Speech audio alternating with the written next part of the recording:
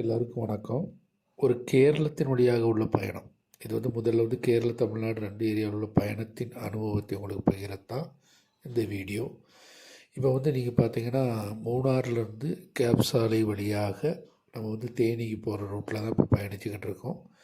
இந்த சாலையும் பாருங்கள், சாலை பார்க்க மிகவும் அழகாக இருக்குது.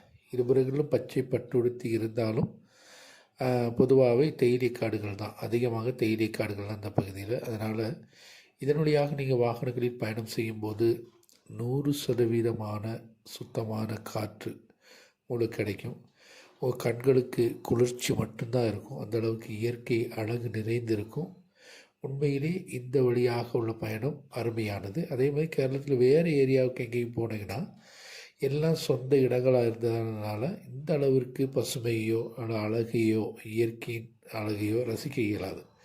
அதுக்கு வரணும் அப்படின்னா நீங்கள் மூணாறு, வயநாடு இது போன்ற ஏரியாவில் மட்டும்தான் இந்த அழகை வண்டன்மேடு, வண்டிப்பெரியாறு இந்த மாதிரி ஏரியாவில் பார்க்க முடியும். உண்மையிலே சுற்றுலா பயணிகளுக்கு இது சிறந்த இடம். இது ஒரு நல்ல ஒரு அனுபவம். இப்போ நம்ம தமிழகத்தில் பயணிக்கிறோம்.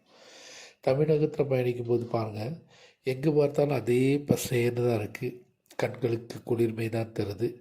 ஆனால் இதில் என்ன ஒரு அதிசயம் அப்படின்னா, இது ஃபுல்லும் விவசாயம். தனி மனிதர்கள் சொந்த இடங்களை வச்சு அவங்க விவசாயம் செய்கிறாங்க. நெல் விவசாயம், தென்னை, அது மாதிரி காய்கறி விவசாயங்கள் எல்லாமே இதுக்கு மனிதனுக்கு தேவையான அனைத்து பொருட்கள், விவசாயத்தில் உற்பத்தி செய்யக்கூடிய அனைத்தையுமே இவங்க உற்பத்தி செய்கிறாங்க. அவங்க தென்னந்தோப்பு எவ்வளோ அழகாக தென்னந்தோப்பு இருக்கிற பாருங்க. உண்மையிலே இப்பொழுதுமே கேரளாவும் தமிழகத்திலிருந்து தான் காய்கறி, தேங்காய் உட்பட பல்வேறு காரியங்களுக்கு அணுக வேண்டியது இருக்குது. ஆனால் தமிழகத்தில் உண்மையிலே விவசாயம் முன்னிற்பதின் காரணமாக தமிழ்நாடு முன்னிலையில் நிற்க காரணமாக மாறுகிறது. விவசாயமே என்றும் நிலைக்கக்கூடியது.